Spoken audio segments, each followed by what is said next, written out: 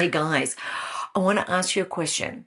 When was the last time that you gave your partner a proper kiss? I'm not talking a peck goodbye. I'm not talking about a kiss because we're about to actually have sex. I'm talking about, a kiss that lasts minimum 20 seconds. Because, I've got all these couples that are talking about how their relationship is turning to shit. And they seem to think that it's because of the sex, that we've stopped having sex. But long before that, couples stop, touching and kissing and feeling and, and they wonder, like, where did the spark go? So years ago, I actually did this webinar and it was called The Connection Between Food and Chemicals. And at first glance, I was like, okay, it looks like they're not even related. But let me tell you, once I started digging, completely related. Because, the more I research, the more I realize one thing. Your body is wanting these chemicals and your brain doesn't give a shit how it gets it. It wants this dopamine hit, and you can get it through love and get it through food. And it doesn't care whether it's being in love or hot chips or chocolate. Okay. And so when I was looking at that, I used to think, love is the butterfly feeling. It's been interesting to see some of the comments that you guys said on one of my last posts, right? And you think, oh, it's all about the butterflies. And, when I was really young, because there's different ages and stages, and when I was really young, I used to go, oh, if I write my name with the guy that I liked and I had a crush on, and if it rhymed, like, hey, this is the one I'm supposed to marry, right? 2 marriages later, I'm thinking maybe it wasn't exactly the best, strategy for marriage. But what I realized that love changes over the ages and the stages. Because as a teenager, it's excitement. And in your 20s, it's passion. Sometimes it's lust. Sometimes it's safety and friendship. Or it could be like that person that turns your life completely upside down. They've come left field. They're not even your type. And you're like, what the fuck happened, right? So it got me asking, is love real?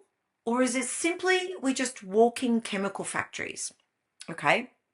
So, you know, I sat there and I went, I think we've got intimacy back to front because we've been taught that desire comes first.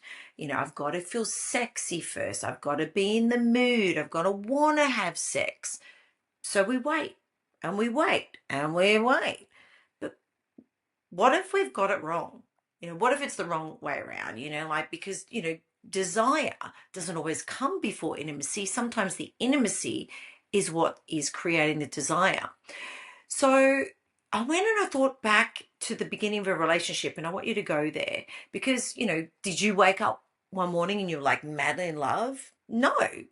You flirted, you touched, you held hands, you kissed, you laughed. And every single one of those moments, there's chemicals that are being released. You've got your dopamine and your oxytocin and your endorphins, and all of that actually builds desire. And look, the reality is when you've been together for, like 20 years, for example, you've gone through menopause or prostate issues or cancer or kids in life, you know, maybe that's, what's keeping you stuck, and you're going, like, how do I get my libido back? How do I turn the switch back on? You know, but instead of asking that, maybe go, how do I get those chemicals back in my body? How do I create them naturally? So I keep coming back to kissing. We started with kissing, going back to kissing, right? Because here's the deal. There's 3 stages of love. Science has broken it down to 3 stages, okay? So stage number 1 is lust, okay? So this is mainly that testosterone and the estrogen of both sexes have both, okay? And when these hormones drop, desire goes out the door. So women in menopause goes down. Men with low testosterone, prostate issues, stress, all of it affects their libido. So then we go to the second stage, which is attraction. So this is, the fireworks. This is adrenaline and dopamine and serotonin, and your heart races and your palms sweat, and you can't stop thinking about the person. You're going back on your phone, you're replaying every freaking text, okay? Sometimes you're just smiling for no freaking reason at all. And that's all caused by those chemicals. So we have a reward pathway in our brain, and it's activated when you take drugs, and it's activated when you fall in love, and all these chemicals are firing up. So think about it. When you break up, you feel these withdrawal symptoms. It's exactly the same as if you're getting off cocaine, for example, right? So the third area, the third phase is called attachment. So this is the oxytocin comes in. This is the cuddle hormone and the bonding hormone, and the one that says, you know, you're safe, you're home with this person. So I think kissing's really important here, because my theory, and debate it if you want, is that when couples stop kissing, they stop producing the bonding chemicals that they make together. And over time, the relationship just becomes logistics. Who's picking up the kids? Who's walking the dog? Who's taking out the trash, you know? And somewhere in the middle of all that, you stop touching. So I got a challenge for you. Okay. So, challenge.